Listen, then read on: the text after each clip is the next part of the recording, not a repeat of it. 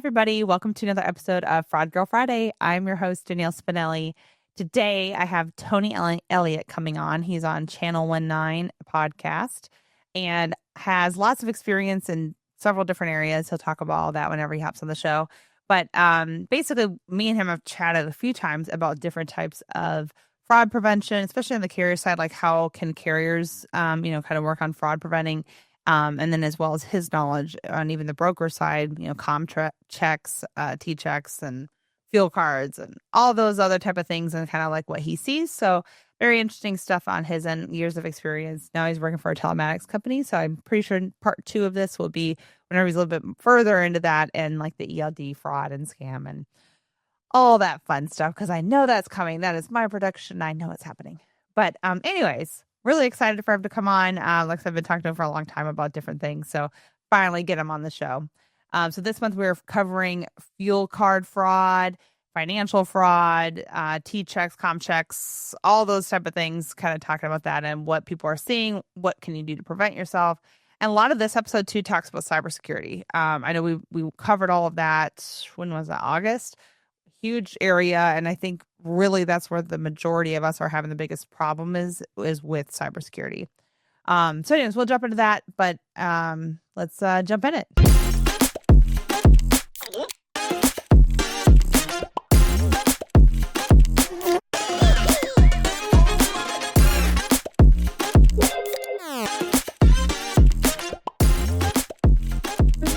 All right. Well, thanks for jumping on the show, Tony. How are you? Doing fantastic. How you doing, Danielle?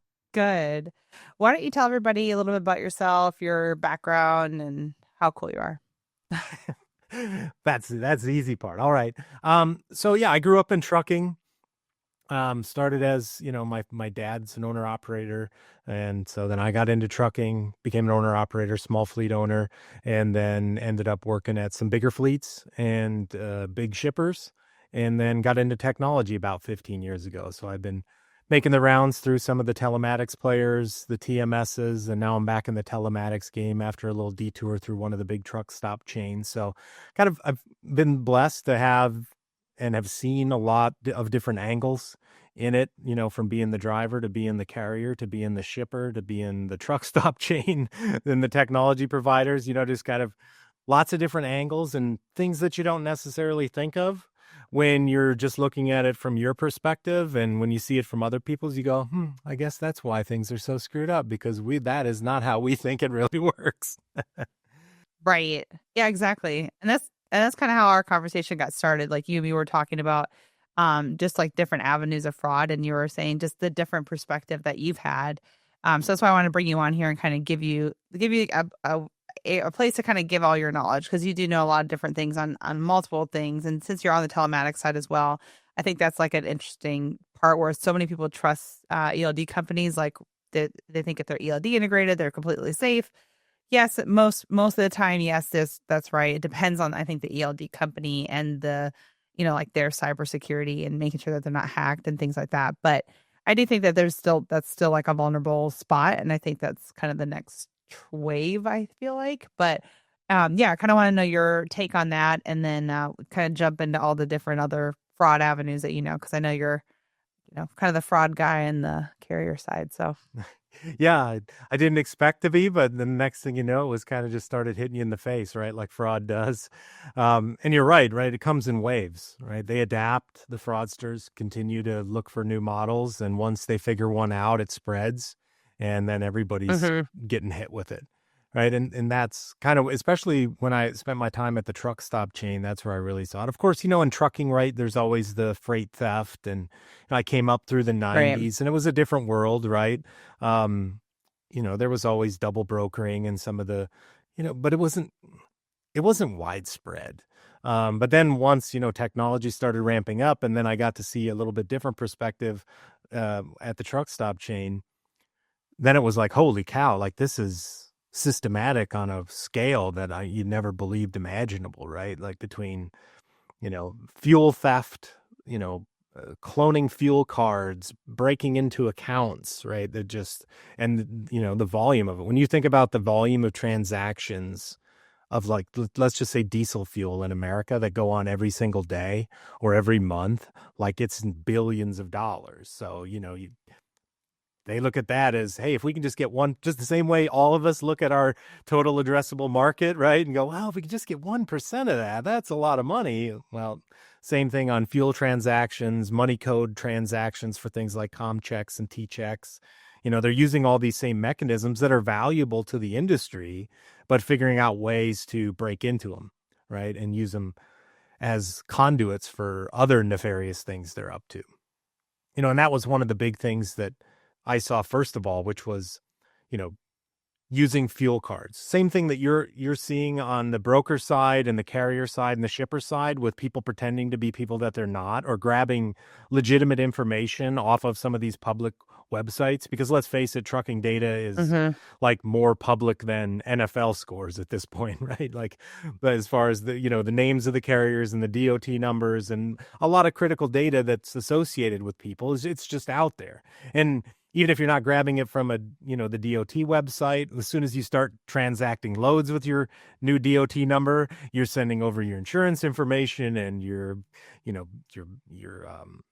banking information, like all kinds of, like, the data is just out there. So we saw people using that, right? Pretending to be carriers, setting up accounts for fuel cards, sometimes getting credit with it. They would try. But usually that would have to go through a person, and usually a personal guarantee would have to be issued. So that would kind of catch it there. But when you look at, like, a bunch of these fuel cards are pre-funded, right? You can fund it yourself. So if you can find a way to steal money, or digital money, you can route it through a fuel card and use com checks or T checks or wire transfers or whatever avenues are available in that account, and then turn it into cash, right? And we would see people they would spin up a fuel card, fund it with stolen credit cards that they would get off the dark web, and then get that money in the account. And if, let's say, wire transfers for the account was turned on, wire transfer that money to another country. Or if wire transfers, they couldn't get it turned on in that account, or some cards just blanket don't allow wire transfers out of their ComCheck or, their fuel account, they would go and issue ComChecks and then go to the truck stops that would cash them. Each truck stop chain has various rules, right? $900 a day or $400 a day. And they would just cycle through people cashing ComChecks until they stripped all that cash out. And then, eventually you would start seeing phone calls from the legitimate card holders going, why did you take $5,000 off my credit card? Like, I never spend $5,000 on anything. And then you'd start to pick up, oh, that account's fraudulent and we need to shut it down and try to figure out how much of this money can we lock down. But it was all very orchestrated, right? They would have people sitting there waiting as soon as that account goes live, pound it with those deposits off these stolen cards and straight to the truck stops to rip it off, right? Because they knew every second that it sat there on that account was an opportunity for us to close it down. So we had to really ramp up our velocity in monitoring for weird behaviors like that just don't add up, right?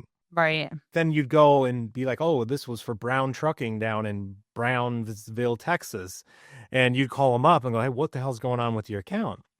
And they'd be like, what account? We've never heard of you people, right? We don't have any fuel cards with you. And then, then the chase is on. And, from dealing with local police to dealing with the FBI, right? It's very hard to get this stuff prosecuted, right? There's just not an appetite for it. Yeah, and usually they're overseas, so they can't do anything really anyways, depending on where they're at, I guess. But they won't chase it unless it's X amount of dollars, usually in the millions. So, yeah. And even when it is huge numbers, even the FBI is like, that's peanuts compared to what else is going on. Yeah, exactly. And you're like, it does matter. It matters to us. But they don't. Yeah, it's massive amounts. I feel like they're getting better at it. But like you said, they have so many fish to fry. They're like grabbing whichever one's going to make the biggest impact. And I've heard too where if they can't get like com checks or T checks and stuff like that, they'll go and go to a truck stop and be like, hey, I'll pay for your fuel, give me cash, and then that type of transaction. So Well, it's even more digital. Like that used to be the old days, right? I mean, I remember pulling into a truck stop in Gary, Indiana, and there'd be somebody hanging around the fuel island. Hey, man, you want to buy fuel for 50 cents a gallon or whatever cash? And you're like, yeah, I don't know about all that. Um, but now it's, they have digital networks on WhatsApp, right? You can sign up to be a part of the network. It's almost like these aggregators you see where you join, a network that, hey, what's the fuel one? Like Mudflap, right? They aggregate purchasing power to get better deals. It's all, I mean, the crooks have just, they don't invent much themselves. They just look for models that already exist and replicate them with, little nuggets of evil in the mix. What's crazy is they feel like they have to know the industry pretty well because there is a lot of like technical details in logistics that you would only know if you're in logistics. But they find those loopholes and then they exploit them. So I'm like, you got to know logistics pretty decently to be able to hit all these different avenues. So, but I think a lot of that was especially during COVID, whenever we were kind of shipping a lot of the jobs off seas and stuff like that. I think that's kind of where we got really vulnerable. But with the fuel cards and that type, the carrier type of fraud stuff, that's been going on prior even than to 2020. A lot of the broker stuff I feel like was after, right? Or am I off on that? Yeah, I mean, there was always a little bit of it, but you're right. I mean, a lot of it was, like you have to understand how some of these loads work or how the processes work, right? In order to pull off some of these schemes. That's why, even when I was working for some big carriers and we would have, a truckload of Sony TVs stolen, right? It almost always traced back to somebody on the inside because somebody had to know, well, you're going to need to know this number and it's going to depart here. And we're going to probably have to slip a few hundreds to the guy over there at the gate to, look the other way while we do this part of it. Right. Like it was more challenging to understand all the pieces. And I mean, this is one of the ways that the world works now that kind of blew our mind, in my mind, especially when we started doing some investigation on this, because we got some help from some consultants and like we did a dark web scan, trying to figure out like how pervasive is this? Like, do we even not even know other ways we're getting ripped off, or like how widely known is this out there of how to rip us off? Because like once we looked at our own internal systems of how they did it, you're like, well, that's not all that complicated, right? If you know that those are the 5 buttons to push and here's the sequence, anybody could pull this off. And so we did the dark web scan looking for who's out there selling the playbook. And there's playbooks everywhere out there of how to rip off any kind of company and what the steps are. And you buy the playbooks.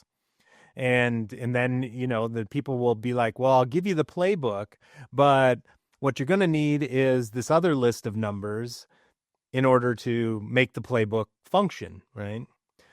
And so I'll give you the playbook, but I'll sell you the list of numbers. And so there's all kinds of business models out there on the dark web of how people take advantage of this. And then here's the kicker that we found. There's also a justice system on the dark web. So if you have a dispute with your vendor who provided you the playbook or the numbers that you paid $1,000 to get 10,000 numbers to help run through, that you're expecting to get a return of $10,000 or whatever off of. Let's say that playbook doesn't work, or it's not up to date or something.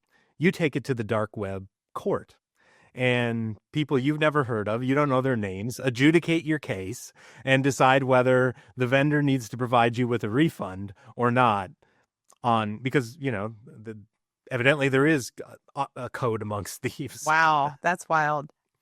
And that kind of blew our minds, right? Yeah, yeah, that's insane to me. But I guess it makes sense to have reputable. So like the dark web, like to me, I'm like, this is kind of almost like a conspiracy theory to me. I'm like, what is the website? Is it just like all coding and you have to like get into, it's not like a real website you go to, you like code into it. Is that right? I've never been in there, right? Like, I'm just scared of it. Like I have enough problems, right? With viruses, anything else. Like I'm not going down that path.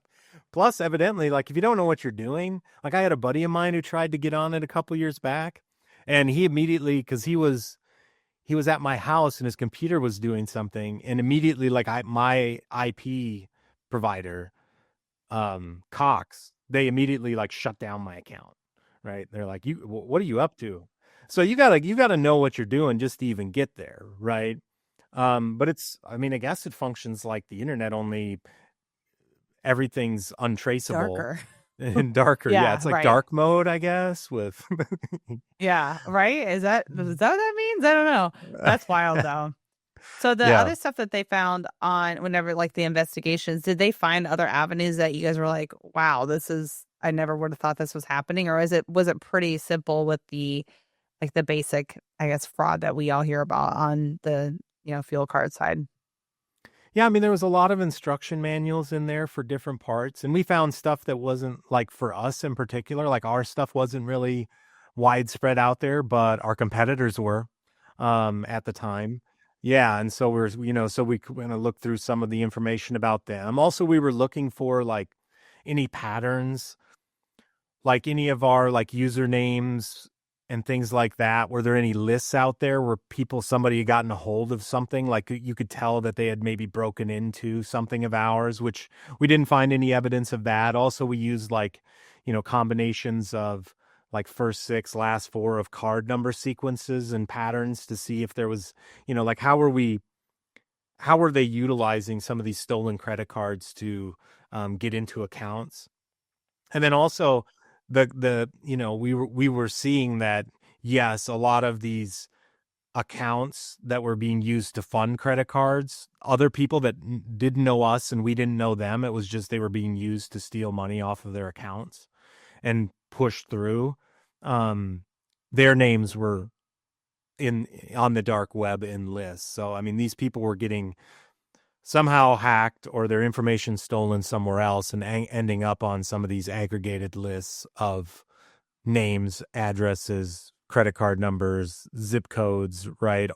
The CVV codes and expiration dates and all those combinations to bypass what everybody has as legitimate checks on, are you who you say you are when you use this card, right? Right.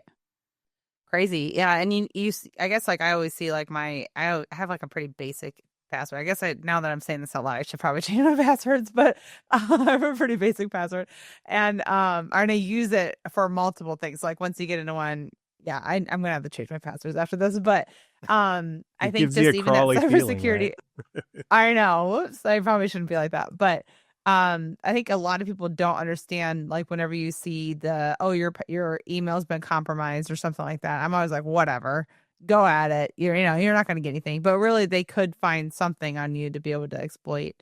So did you guys I'm assuming since you guys were doing all this stuff, you had a lot of cybersecurity health training and stuff like that you guys went through too to make sure, you're not giving out information that you shouldn't accidentally. Yeah. I mean, the typical quarterly stuff, right, that we get. There's lots of great vendors out there, Know Before, Proofpoint. They provide updated information on a quarterly basis, and then they monitor, people's behavior to make sure, that they complete the training and go through the modules, but also, there's like fake emails, phishing emails, all that kind of stuff that go through all of our, through all of the employees, right? Trying to see if you're, did you remember anything from the training, or you just, click machines over there, downloading everything in sight.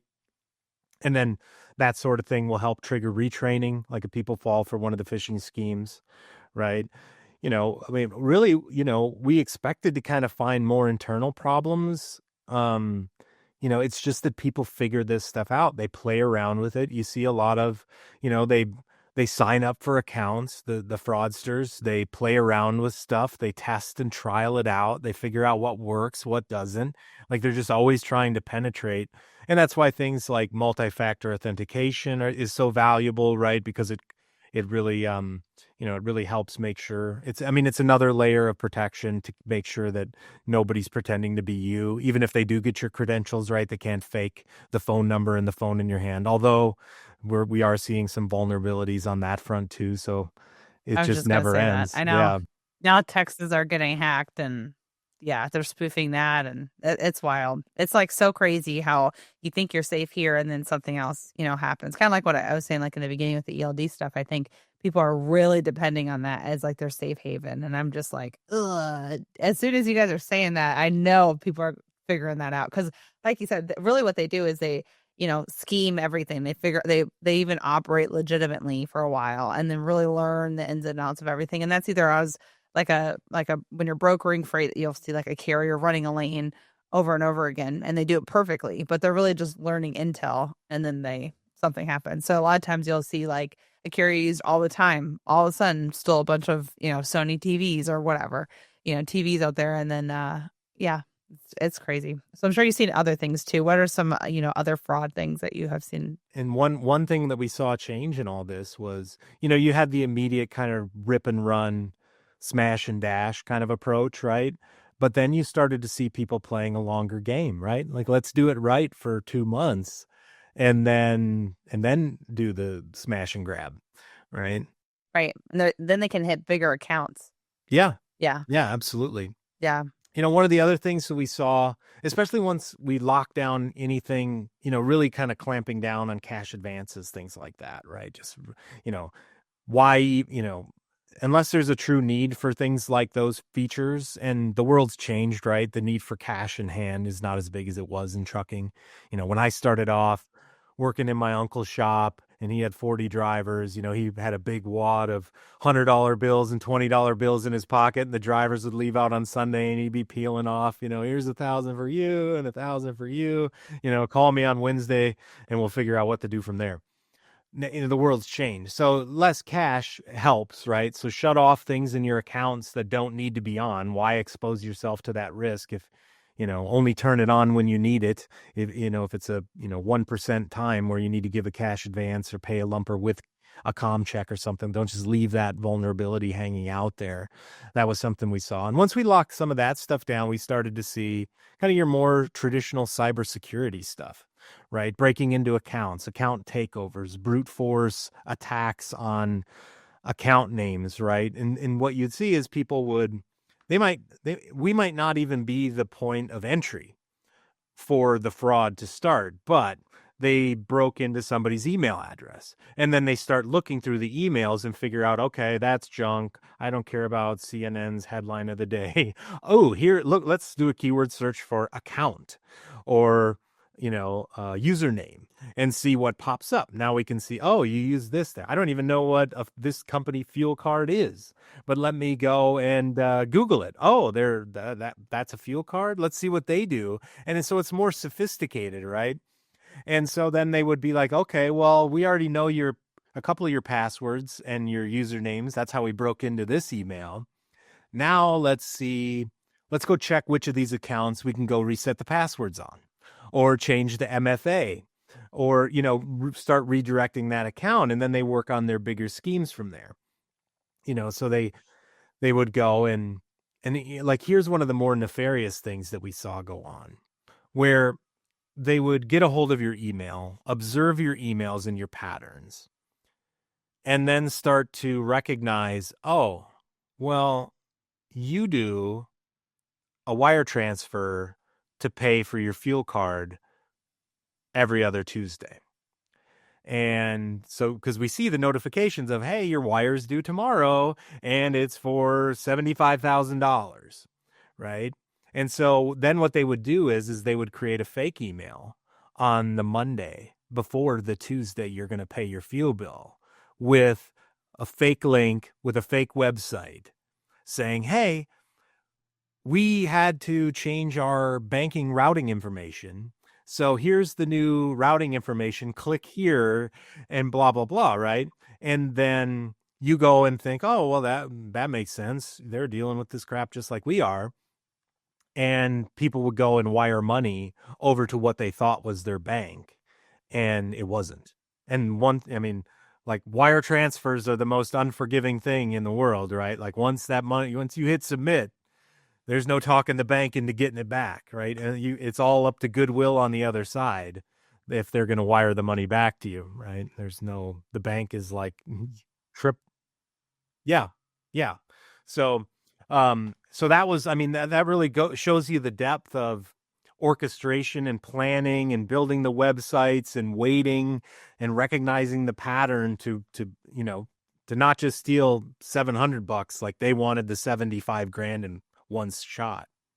And I mean, there's been really big instances of this going on for 7-figure amounts where people, because when you look at how much fuel or insurance premiums are another one, anything that comes up on a regular basis that, is usually paid by a wire transfer. That's another good keyword that they search for, which is wire or wire transfer, to see where you're wiring money so they can jump in the middle. It's called a man in the middle attack, right? They jump in the middle of a typical exchange that you're used to doing and basically just reroute that pathway through them.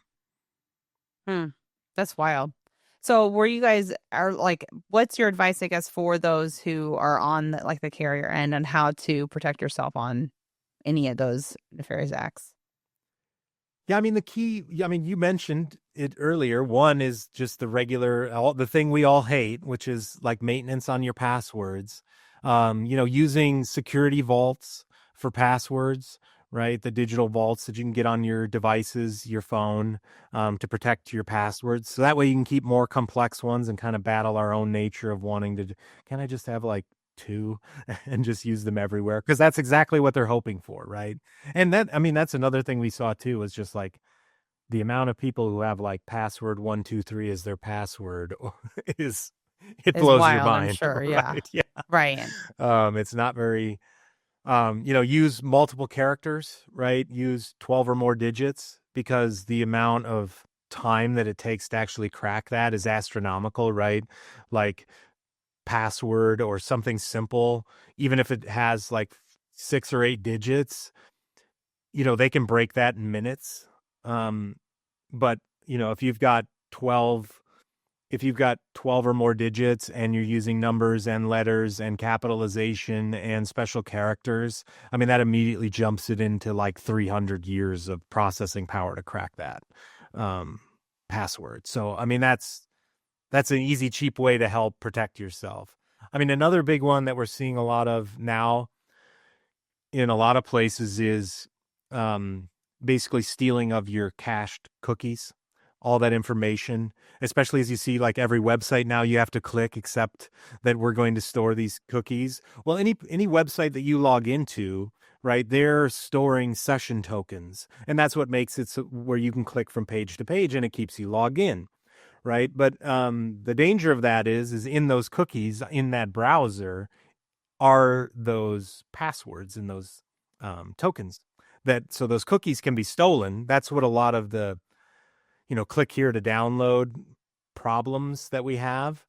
They're little robots that steal those cookies. And then basically once they steal those cookies, they can log in exactly like you because they have the session cookie that you were using. And they can log in from their browser just like you and go reset passwords and find credit card information, anything. So that's one of the big ones is, and I know it's a pain in the butt, but clear your cookies, delete your cookies and all that stuff in your browser on a regular basis.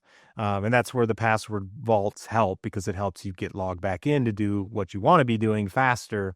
Because storing that stuff in your browser is definitely not the safest way to go. Yeah, definitely. And I've even heard if you have pictures of whatever on like your Facebook or on social media or something, that a lot of times those, like your dog's picture, and you write, oh, this is my dog Skipper or whatever. And then that's a lot of times their passwords, and same with like kids' names and whatever too. So they like having anything on social media like that, like make sure that your passwords are not something you post on social media, like make it be like something odd that it's not easy to find. I've heard that too.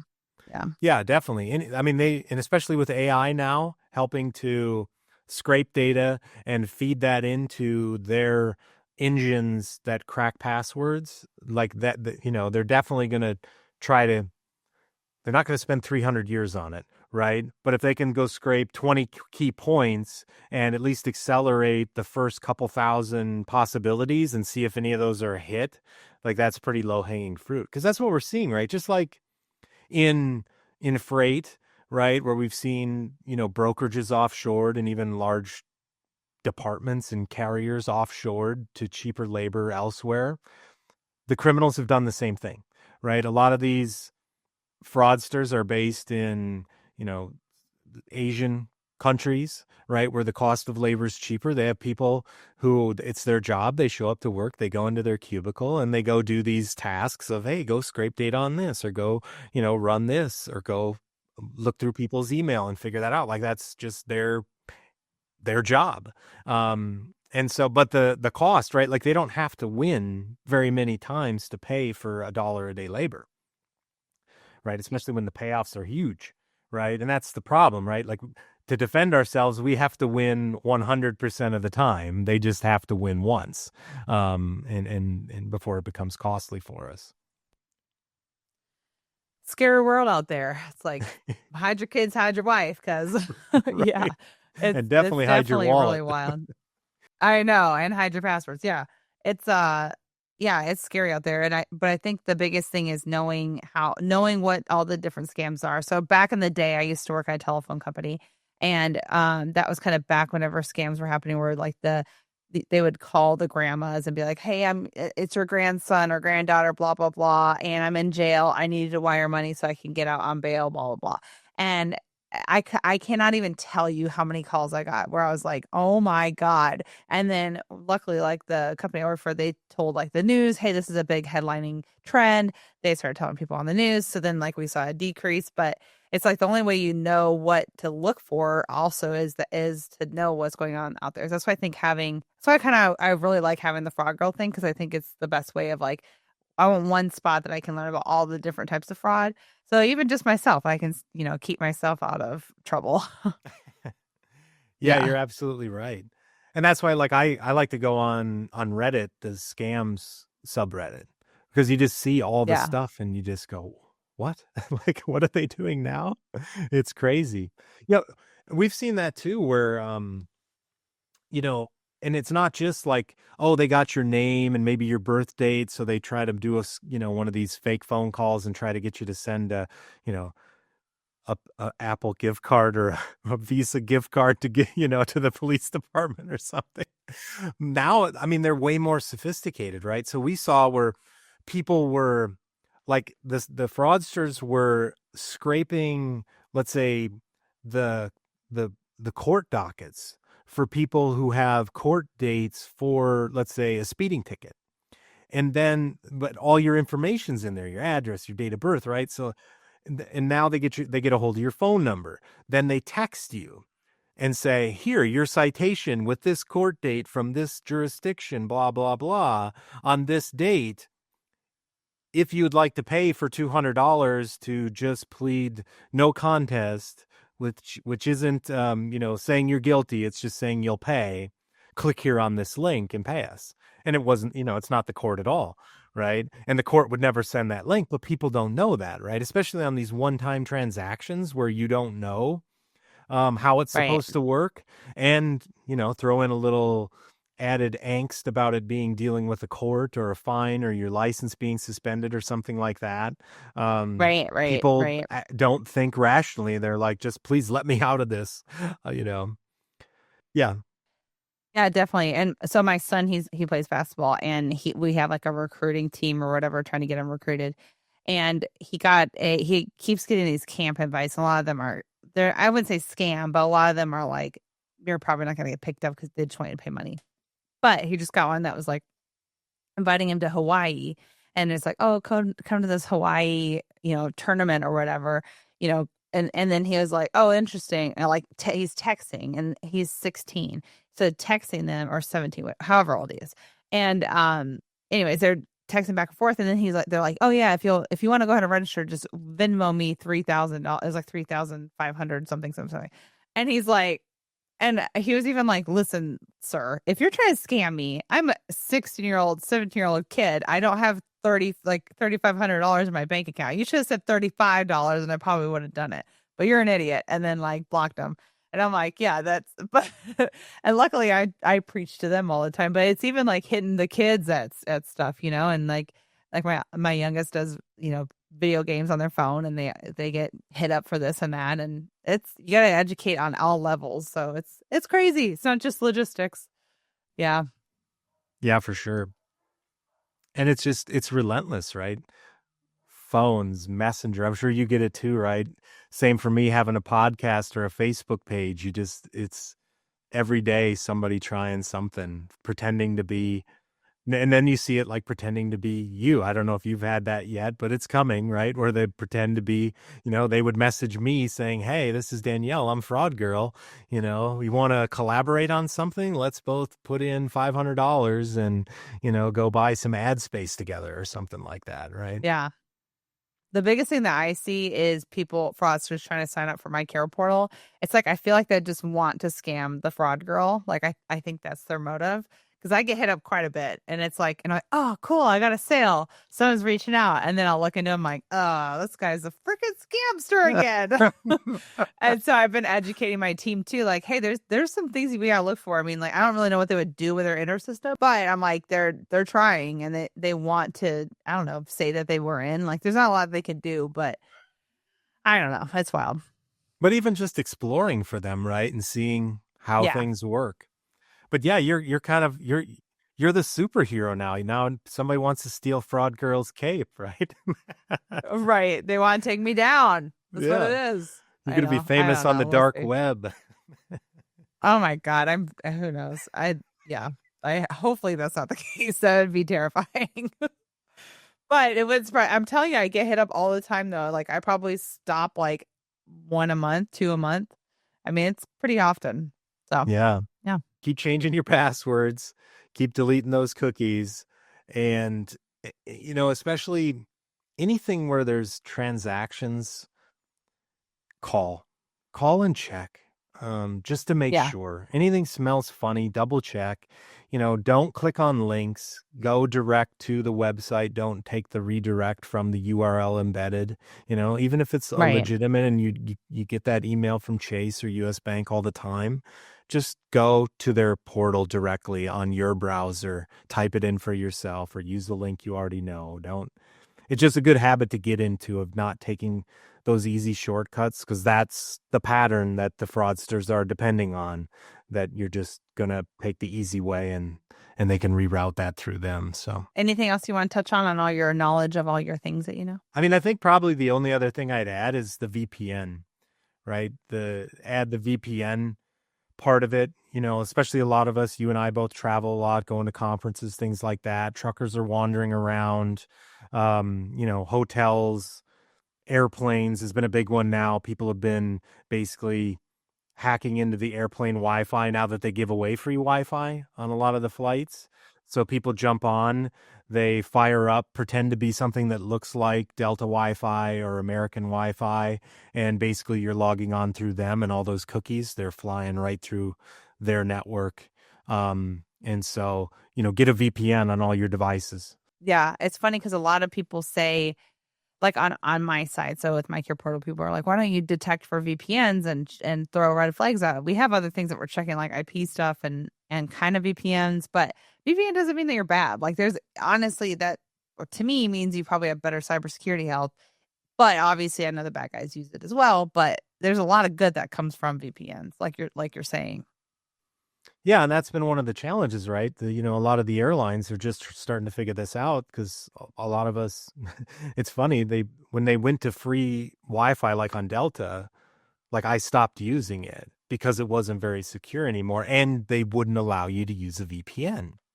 And it's like, well, I'm not going to desecuritize myself to use your free Wi-Fi in a place that now has become a more ripe target to be hacked.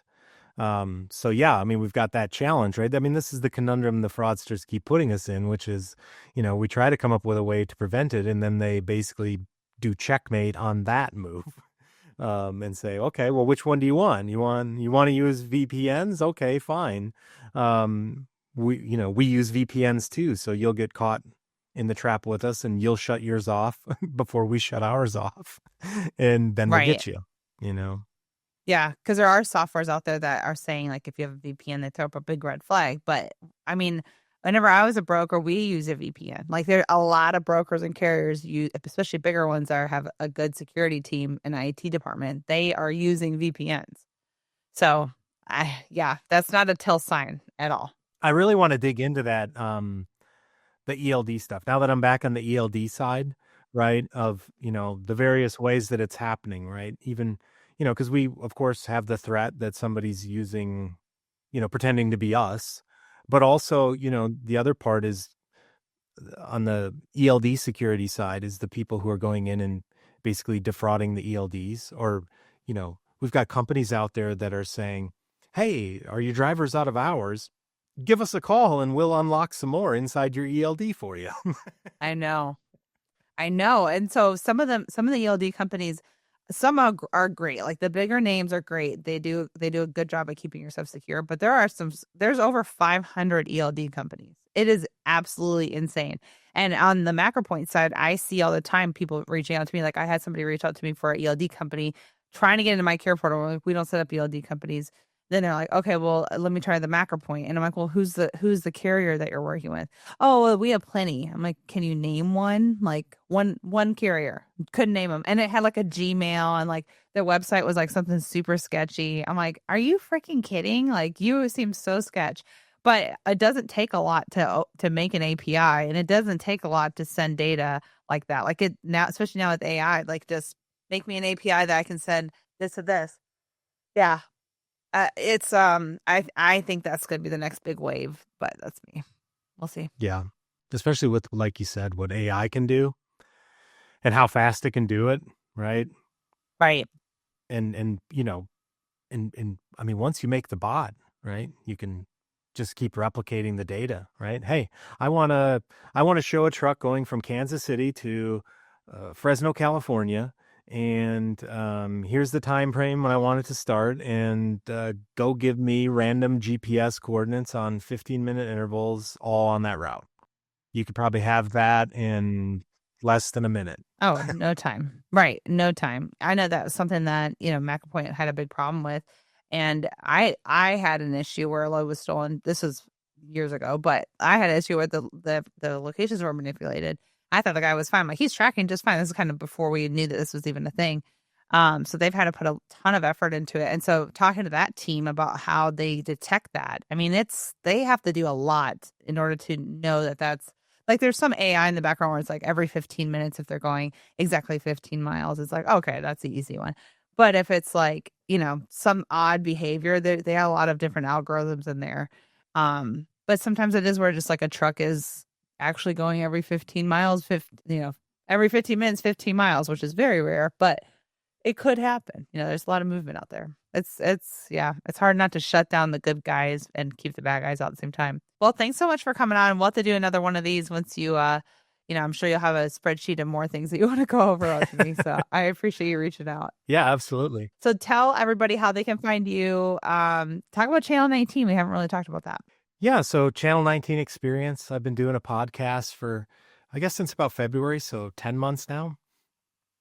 Telling trucker stories, some of my stories, some of my buddies' stories, bringing on different people from the industry, different roles. Like I mentioned, I've done a variety of things in this industry, and I think it's valuable to hear different people's perspectives. So, bringing safety people, Todd Waldron from over at truckstop.com came on, just different voices to help kind of shed some light on the mystery of what all goes on in trucking besides whatever it is that any one of us do, and share that with other people, and share the funny stories and other stuff too. Like I mentioned, I just got back from England.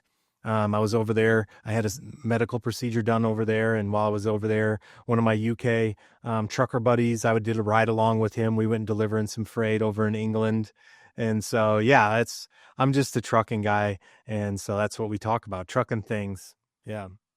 And this week we talk about Frozen, the musical, because I took my granddaughter there the other day. So, I tie in a little pop culture and other things in my head back into trucking. Most people don't think that Frozen, the musical, and trucking go together, but I beg to differ. I think there's a lot Elsa and Anna can teach us about trucking. Well, even you don't think about the movement of like a show like that, what all they have to move back and forth. So that's logistics still. It's still trucking. Yeah, for sure. So in the UK, was it totally different than it is here as far as the way that they do things, or is it exactly the same? A lot of things were similar. Their Okay. regulations, because I'm in compliance now. That was a fascinating part for me, looking at how they manage their hours. And I'm a visual learner, so it's easier for me to go sit in the truck and talk through the scenarios with the driver than read the regulation and scratch your head and go, what do they mean by that?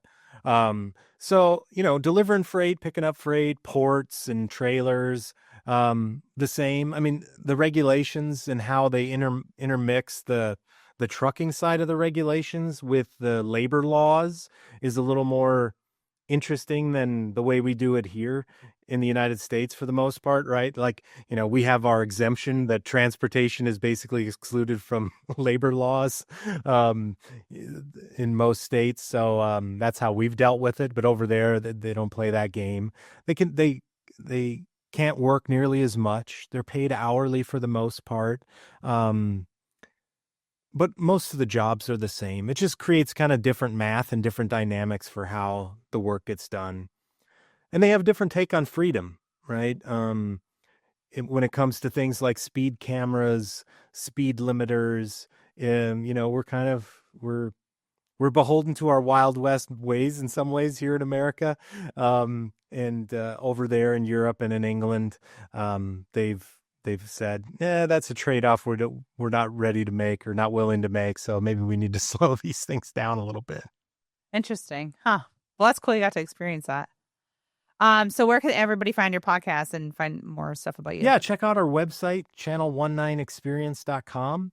And on there, you'll see links to all the podcast platforms, YouTube channels, all that good stuff, and links to various episodes, the interviews that we've done, things like that, and some of our other content. So yeah, come check it out. Cool. Awesome. Well, thanks so much for joining, Tony. And bye, everybody.